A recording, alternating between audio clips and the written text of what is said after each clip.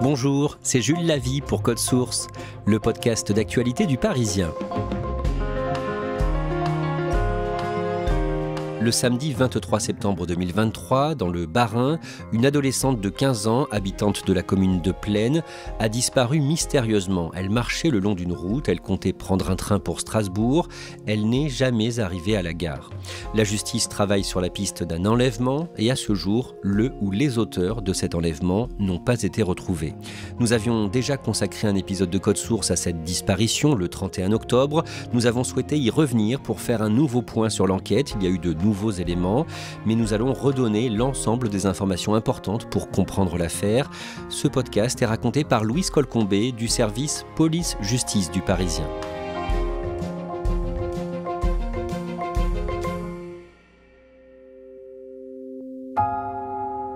Louise Colcombé, le vendredi 22 mars à Strasbourg, la mère de Lina, 15 ans, disparue en septembre, lance un appel à témoins. D'un mot d'abord, comment décrire cette femme ? Fanny Groll est une femme forte, c'est toujours l'adjectif qui me vient en premier. C'est-à-dire qu'elle est toujours très calme, très posée dans son expression.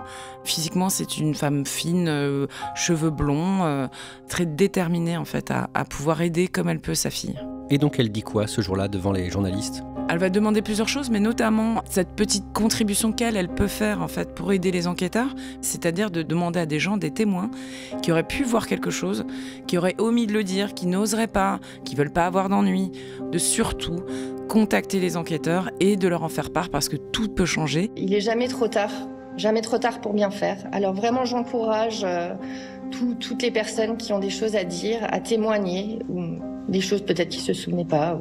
Le moindre indice est bon à prendre en fait. Et elle a raison d'ailleurs, on sait que dans toutes les enquêtes criminelles, il y a toujours des témoins qui ne parlent pas, qui ont oublié de signaler certaines choses et qui s'en souviendraient. Alors on va voir pourquoi la mère de Lina a choisi de lancer cet appel ce jour-là. Pour bien comprendre, on a choisi de commencer ce podcast au début du mois de septembre. D'abord, Louise Colcombé, décrivez-nous les lieux, la commune de Plaine, près de Strasbourg, dans le Bas-Rhin, où vivent Fanny, qui est infirmière, et sa fille unique, Lina. Plaine, c'est une commune constituée de plusieurs hameaux, dont fait partie Champenay, là où Fanny et sa fille Lina vivent. C'est vraiment très enclavé, donc on appelle ça la vallée de la Bruche, qui est la rivière qui passe. Mais voilà, on n'a que des petites départementales qui serpentent. C'est vraiment très peu habité. Et donc la maison de Fanny et Lina est vraiment au bord de la forêt, mais c'est la nature. Il y a des champs avec un petit pont et des chevaux. Voilà, on est vraiment en pleine nature. On est donc au début du mois de septembre 2023. Présentez-nous Lina, qui est âgée de 15 ans. Lina vient de fêter ses 15 ans en août. Elle est en CAP aide à la personne section vente. Elle est décrite par tous comme vraiment une bonne copine, une fille très avenante, sans se mettre en avant. C'est-à-dire que c'est quelqu'un qu'on aime bien, qui est toujours joyeuse, qui a le sourire. C'est vrai que des vidéos, on en a vu beaucoup de Lina qui ont été postées par ses copines où elle rigole. Voilà, c'est des trucs d'ado. Elle chante, elle se maquille, on met des filtres. Tous les enfants que j'ai pu voir ou les ados que j'ai pu rencontrer m'ont décrit quelqu'un de solaire. Et elle est passionnée d'équitation. Un ami de la famille, un retraité, vous raconte le jour où il l'a vue tomber de cheval pendant une épreuve d'équitation. Alors l'équitation, c'est une passion qui se transmet depuis plusieurs générations. La maman de Lina, Fanny, elle-même est passionnée, ses parents l'étaient, elle a des chevaux. Lina a ce virus aussi. Et voilà, parmi les anecdotes qu'il me racontait, il l'avait pas mal entraîné, ce monsieur. Il me racontait qu'une fois, il avait eu une peur bleue parce qu'elle était toute petite et qu'elle avait été éjectée pendant une épreuve au sol en se disant « Mon Dieu, est-ce qu'elle s'est pas fait mal ?» Et finalement, elle se relève toute sourire en rigolant et elle remonte sur le cheval comme si de rien n'était. Voilà, il avait gardé cette anecdote en tête qui montre un peu le caractère de Lina, toujours très joyeuse.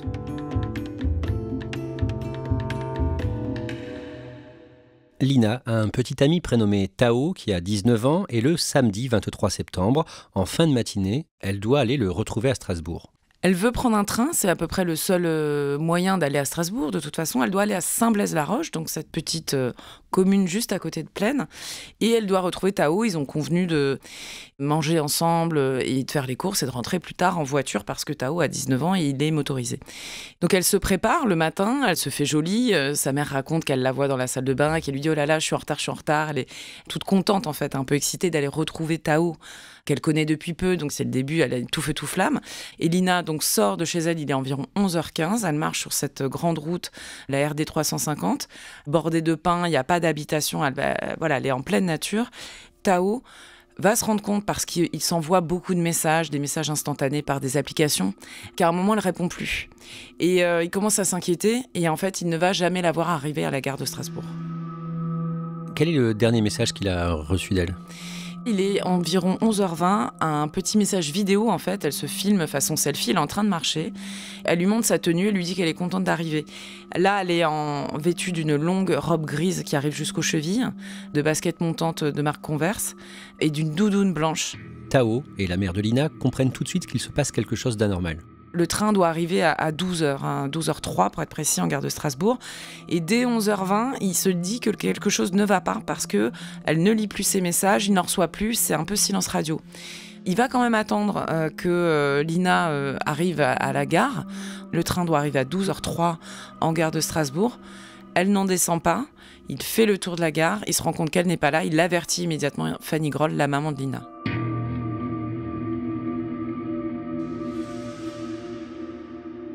Les environs sont donc fouillés. Le mardi 26 septembre, en plus des dizaines de gendarmes, il y a aussi près de 400 volontaires. Mais ces battues ne donnent rien, aucune trace de l'adolescente.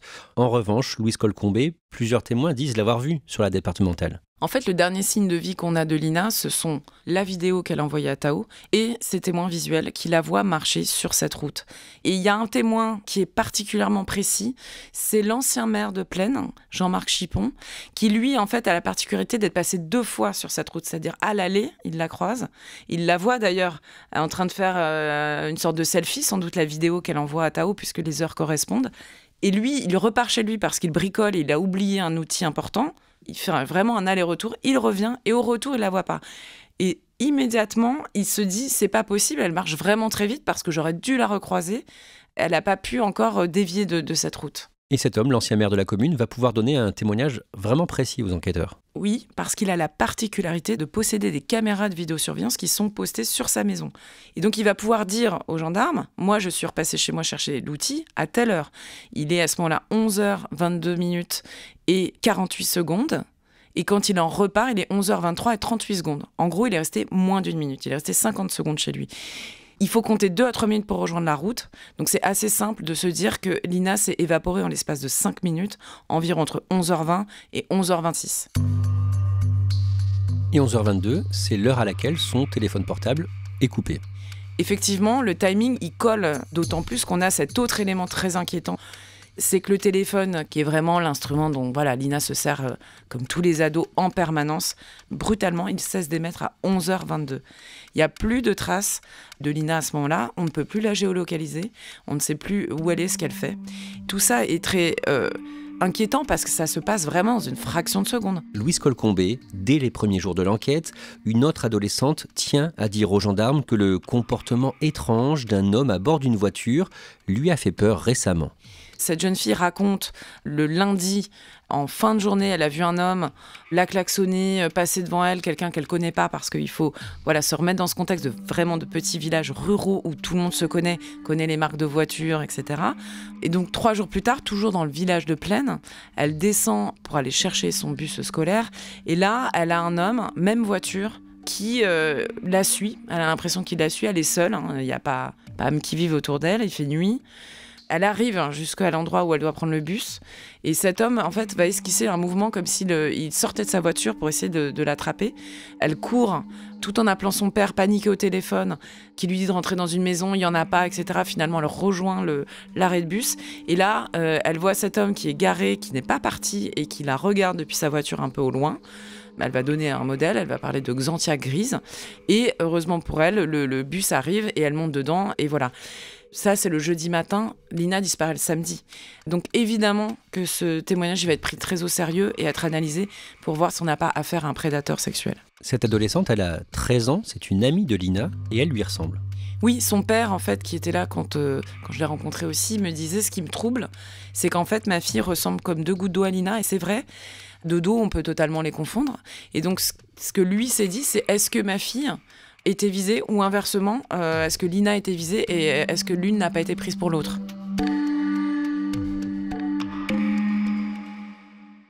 Les propriétaires de Xanthia Grise des environs reçoivent la visite des gendarmes, ça ne donne rien.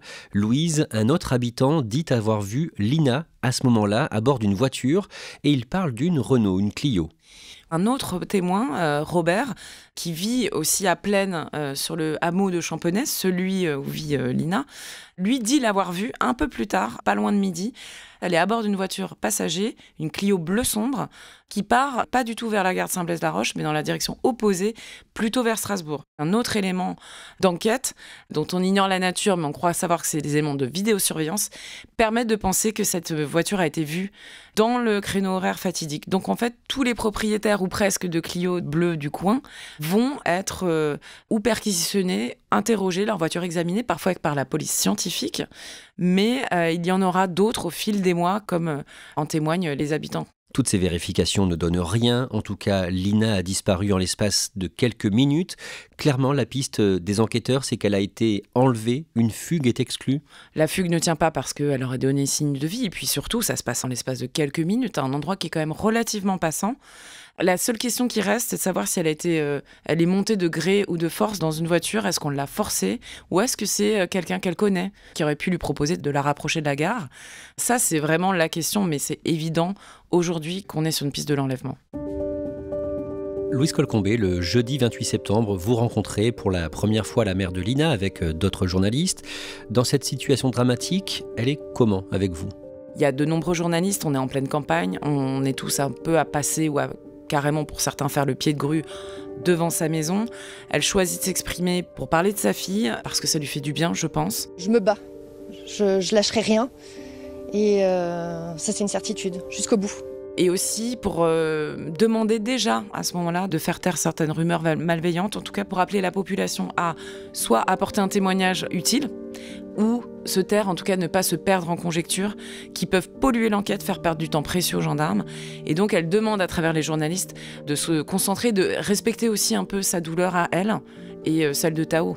Parce que Tao est attaqué sur les réseaux sociaux par certains internautes ou encore par un youtubeur, alors que le jeune homme est mis hors de cause par les enquêteurs. Il y a d'abord la téléphonie qui le situe à Strasbourg ce matin-là, et aussi des images de vidéosurveillance qui attestent de sa présence sur place. Mais Louise Colcombé, concrètement, de quoi il est victime sur Internet ? Tao, il fait figure de suspect idéal, entre guillemets, puisque c'est le petit ami. Et donc, on va spéculer, le moindre fait et geste sont scrutés, analysés. Alors, il ne pleure pas devant les caméras, il est forcément coupable. Il a une voiture qui pourrait être bleue, donc en fait, elle est analysée sur les réseaux sociaux pour savoir si ça pourrait pas être la Clio dont on parle. Des choses malveillantes qui impliquent également la mère de Lina, où on met en doute leur relation. On entend tout et n'importe quoi, on lit tout et n'importe quoi. Le problème, c'est que ça imprègne et que ça vient salir ces personnes qui, à ce moment-là, en fait, sont dans la détresse. Louise Colcombé, le 17 janvier, Le Parisien rapporte que 8 jours après la disparition de Lina, son premier petit ami, donc pas Tao, mais un autre jeune homme, est mort brutalement. Est-ce qu'il s'est tué dans un accident ou est-ce que ça pourrait être une forme d'aveu à travers un suicide? La question s'est posée. Mais on a regardé son emploi du temps, ce qu'il a pu faire, ses liens avec Lina, etc. Ça ne donne rien et il s'avère que malheureusement ce garçon s'est bien tué en voiture de manière totalement accidentelle. Louise Colcombé, le vendredi 2 février, vous rencontrez une nouvelle fois la mère de Lina qui organise une conférence de presse. Oui, il faut comprendre que le 2 février, on est à plus de 4 mois de la disparition de Lina. Ça fait 4 mois que Fanny Groll ne sait rien, ni de ce qu'est devenue sa fille, ni même de où en est l'enquête. Pour elle, elle le dit très bien, c'est vraiment une torture. Elle passe ses nuits, ses jours à échafauder des hypothèses, à penser à ses propres pistes, ses propres ressentis. Elle connaît mieux que personne la vie de sa fille. Voilà, elle aimerait au moins connaître les pistes qui sont fermées et le savoir autrement que par la presse, en fait, parce que c'est finalement, paradoxalement, par les journaux qu'elle apprend des choses. Elle voudrait que les juges d'instruction lui donnent accès au dossier pour au moins savoir les pistes qui ont été explorées et les personnes qui ont été mises hors de cause. Et voir tout simplement que ça avance, peut-être réfléchir elle-même, apporter des éléments. En tout cas, elle a besoin d'être dans l'enquête et d'être informée. À ce moment-là, l'avocat de la mère de Lina vous apprend que l'adolescente avait porté plainte en juin 2022 pour un viol en réunion quand elle avait 13 ans et demi. Qu'est-ce qu'il s'était passé selon elle ? C'est un après-midi, elle est avec une autre amie et elles vont se rendre chez des garçons plus âgés qui sont majeurs, qui ont 18 et 19 ans. Et en fait, ces garçons vont leur faire consommer de l'alcool. Lina a 13 ans, 8 mois à ce moment-là, donc elle est très jeune. Et elle va avoir une relation sexuelle avec ces garçons, non consentie. Mais sur le moment, en fait, elle n'en parle pas à sa mère, puisque, voilà, très classiquement, elle va se sentir honteuse, fautive, etc. Et puis elle va subir une vague de cyberharcèlement parce qu'en fait ces garçons vont répandre sur elle des pires choses en disant qu'elle était évidemment d'accord et que c'est une fille facile, pour le résumer. Pour elle c'est trop, elle va s'en ouvrir à sa maman, elle va lui expliquer en fait ce qui s'est passé et donc immédiatement elles vont déposer plainte. Qu'est-ce que cette plainte avait donné ? En fait, la mère de Lina va apprendre dans la presse que cette plainte a été classée sans suite. Ce qui est extrêmement violent parce qu'elle était persuadée, elle, qu'elle allait poursuivre son cours. Et on lui avait même promis d'organiser une confrontation entre Lina et ses agresseurs présumés. Ce qui n'a pas eu lieu, et pour cause, ensuite, Lina a disparu, mais elle ignorait totalement qu'on avait mis sa plainte au fond de la corbeille. Parce que, viol ou pas, de toute façon, une relation sexuelle avec une mineure de 13 ans et 8 mois est interdite. Et donc c'est incompréhensible, elle demande à ce que l'enquête soit rouverte. Au mois de mars, l'enquête est toujours au point mort. Louise Colcombé, le vendredi 22 mars, la mère de Lina lance donc un nouvel appel à témoins. C'est ce que l'on disait au début de cet épisode de Code Source. Elle évoque aussi un élément troublant. On lui a volé 2 fois sa moto. Elle avait une moto qui lui a été volée 2 fois, mais à l'intérieur du garage familial. C'est ça qui est troublant. Une première fois en décembre 2022. Et la deuxième fois, c'est encore plus troublant parce qu'il y a cette réédition, c'est à nouveau dans le garage et ça se passe pendant leurs vacances d'été au mois d'août, donc il fallait savoir qu'elle serait absente et on est 6 semaines à peine avant la disparition de Lina. Donc sa maman ne peut que se demander s'il y a un lien. Elle explique d'ailleurs que quand elle a déposé plainte auprès des gendarmes pour la seconde fois, elle a dit c'est pas possible, quelqu'un lui en veut. Elle est ciblée puisque 2 fois la même auto, c'est vraiment, il y a quelque chose d'étrange. Pendant cette conférence de presse du vendredi 22 mars, qui intervient donc à la veille des 6 mois de la disparition de Lina, sa mère, Fanny Groll, explique qu'elle a créé une association baptisée Les Étoiles de Lina. Quelle est son idée ? Elle a besoin, elle souhaite en fait se réunir en association pour fédérer toutes les personnes qui l'ont aidée et qui veulent encore l'aider à soit à chercher Lina, soit à créer également des moments de convivialité. C'est pourquoi le samedi 20 avril, il y aura un concert à Plaine d'un groupe de rock qui s'est proposé de jouer pour cet événement qui devrait permettre en fait avec les cotisations de financer des allers-retours sur Strasbourg, des affichettes si on a besoin d'en imprimer pour rechercher Lina ou aussi tout simplement pouvoir payer les frais d'avocat de la maman de Lina. C'est quelque chose dont on parle rarement, mais elle a eu l'honnêteté de le dire. Voilà, elle est infirmière, elle ne roule pas sur l'or. Tout ça coûte aussi de l'argent, malheureusement.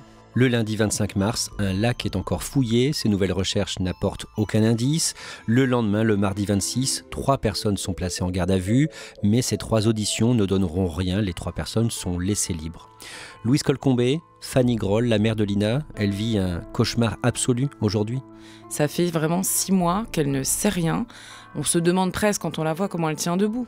À cette douleur-là, il faut aussi ajouter cette violence extrême des réseaux sociaux, des choses qui salissent elle-même, Tao, et aussi Lina, puisqu'on apprend que le cyberharcèlement dont elle a été la victime, ça continue, parce qu'elle est salie, et c'est vrai qu'on l'entend. Quand on va dans la vallée de la Bruche, on entend, oui, Lina ceci, Lina cela, elle avait des petits copains qui étaient majeurs.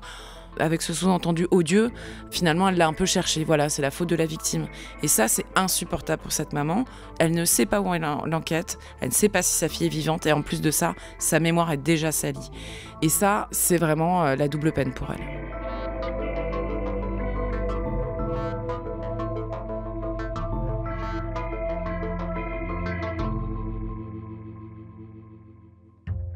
Merci à Louise Colcombé. Cet épisode de Code Source a été produit par Raphaël Pueyo, Clara Garnier-Amouroux, Thibault Lambert et Barbara Gouy.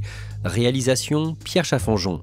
Code Source, c'est le podcast quotidien d'actualité du Parisien. Chaque mercredi, il y a aussi Le Sacre, un nouveau podcast du Parisien consacré à Paris 2024.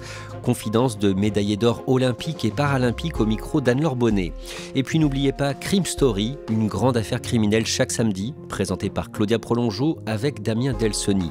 Si vous aimez nos podcasts, n'hésitez pas à en parler à vos proches ou à nous mettre une étoile ou un commentaire sur votre application audio préférée pour nous aider à remonter dans les recommandations.